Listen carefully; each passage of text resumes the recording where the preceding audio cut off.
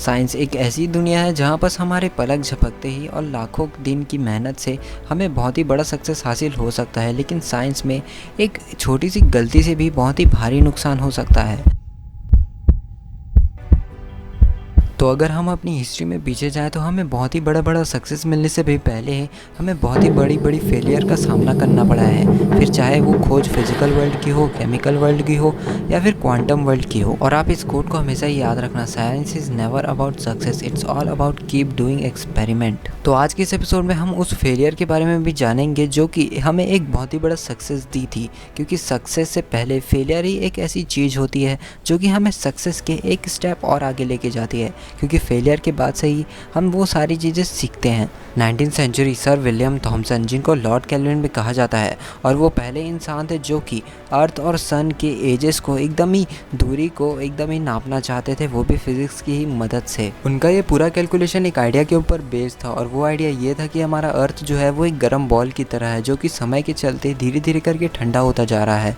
और उन्होंने एक अप्रॉक्स नंबर चुना था, अगर इस टेम्परेचर तक हमारा अर्थ का टेम्परेचर आ जाएगा तो हमारा अर्थ पूरी तरीके से ग्रेडियंट टेम्परेचर पर आ जाएगा, यानी कि वो हमारा अर्थ पूरी तरीके से ठंडा हो जाएगा, ना ही वो ऊपर जाएगा और ना ही नीचे जाएगा। और उस वक्त रेडियो एक्टिविटी के बारे में अच्छे से डिस्कवर नहीं किया गया था, जिसकी वजह से उन्होंने अपने इस कैलकुलेशन में रेडियो एक्टिव एलिमेंट के बारे में नहीं डाला। और ये रेडियो एक्टिव एलिमेंट असल में वो होते हैं जो कि भयानक रेज प्रोड्यूस करते हैं, और ये रेज तब प्रोड्यूस होते हैं जब दो एटम अचानक ही कोलाइड हो जाते हैं और ब्रोक हो जाते हैं। और यही उनकी सबसे बड़ी गलती थी, क्योंकि उन्होंने ये सोचा कि अर्थ को एक ना एक दिन ऐसा आएगा जहाँ बस अर्थ पूरी तरीके से ठंडा हो जाएगा, लेकिन ऐसा आगे चल के कभी भी नहीं हो सकता, क्योंकि अर्थ के अंदर कुछ रेडियो एक्टिव एलिमेंट्स हैं जो कि काफ़ी भारी मात्रा में हीट प्रोड्यूस करते हैं। लेकिन वो फिर भी मानते थे कि ये अर्थ का जो कोर है वो बिल्कुल ही एक ना एक दिन ठंडा हो जाएगा, लेकिन ये रेडियो एक्टिव एलिमेंट के चलते ऐसा बिल्कुल भी नहीं होगा। बाकी सारे साइंटिस्ट का ये मानना था। और इसी के साथ एक क्विक फैक्ट, रशिया में एक ऐसा जगह है जहाँ पर इंसानों ने अब तक का सबसे बड़ा खड्डा अर्थ में खोदा है, और वो 7 किलोमीटर तक अंदर गहरा है, और ये जगह है रशिया में। नंबर 2, 20th सेंचुरी के एस्ट्रोफिजिसिस्ट फ्रेड होयल, जो कि ऑथर थे स्टेडी स्टेट, जो कि कॉस्मोलॉजी की एक बुक है और कॉस्मोलॉजी को बहुत ही अच्छे से एक्सप्लेन करती है। तो यही बुक द बिग बैंग के पूरा ही अल्टरनेटिव है, यानी कि द बिग बैंग में ये कहा जाता है कि एक छोटे से एक्सपेंशन से हमारे यूनिवर्स आज तक एक्सपेंड करते हुए आ रहा है। लेकिन यहाँ पर फ्रेड होयल का मानना कुछ अलग था। उनका मानना ये था कि हमारा जो यूनिवर्स है ये पहले से ही ऐसे था और अब भी ऐसे ही है और हमेशा से ही ऐसा रहेगा।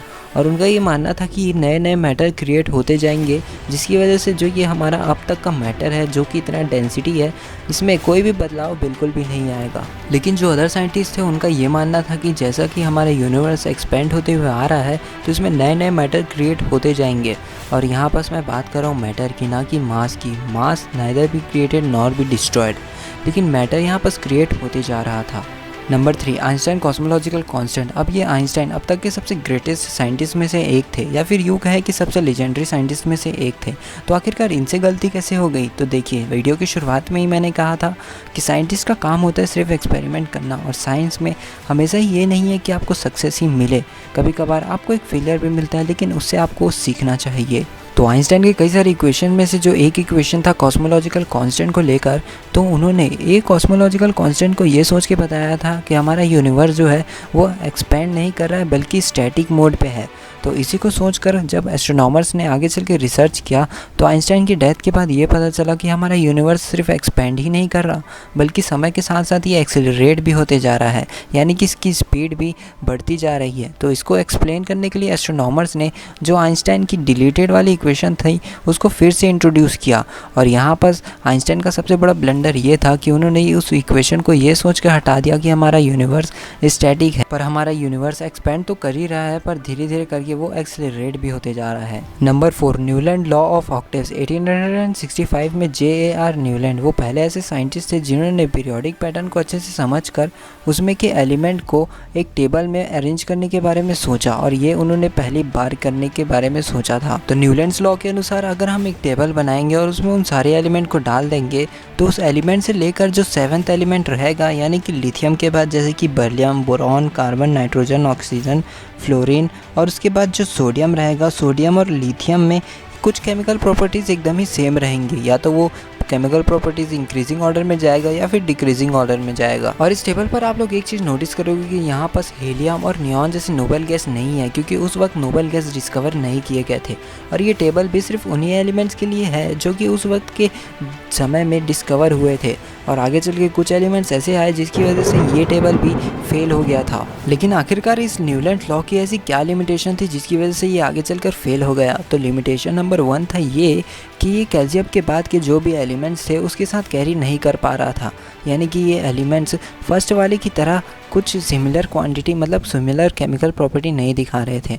और सेकंड लिमिटेशन ये थी कि कुछ एलिमेंट्स के साथ ऐसा हो रहा था कि फर्स्ट के बाद से एट्थ वाले एलिमेंट को फर्स्ट के साथ कुछ केमिकल प्रॉपर्टी सिमिलर दिखलाना था, लेकिन यहाँ पर कुछ जगह ऐसा आ रहा था जहाँ पर एट्थ की जगह नाइन्थ एलिमेंट फर्स्ट की तरह थोड़ा केमिकल प्रॉपर्टी सिमिलर था। तो ये न्यूलैंड का फेलियर तो नहीं था, लेकिन कुछ नोबल गैसेस के बाद आने की वजह से और कुछ नए एलिमेंट डिस्कवर हुए तो ये टेबल उतनी सारे एलिमेंट को कैरी नहीं कर पा रहा था, जिसकी वजह से ये फेल तो नहीं हुआ था, लेकिन हाँ ये काम करना ज़रूर बंद कर दिया था। तो हम ये कह सकते हैं कि ये एक तरह से डिमेरिट हो गया था। तो ये साइंस का नेचर ही कुछ ऐसा है, हम इस नेचर को पूरी तरीके से समझ तो नहीं सकते, लेकिन उसे अच्छे से ऑब्जर्व करके जो हमारा लॉ है उसमें अमेंडमेंट ला सकते हैं, उसमें कुछ चेंज ला सकते हैं, जिससे आगे चलकर हमारा साइंस यानी कि हमारी नॉलेज थोड़ी सिमिलर हो जाए और हमारी लाइफ भी काफ़ी इजी हो जाए, क्योंकि साइंस के बिना हमारी लाइफ बिल्कुल कुछ भी नहीं है।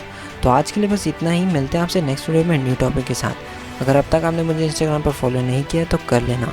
मिलते हैं आपसे नेक्स्ट वीडियो में न्यू टॉपिक के साथ, तब तक के लिए बाय बाय। और हमेशा की तरह thanks for watching this video.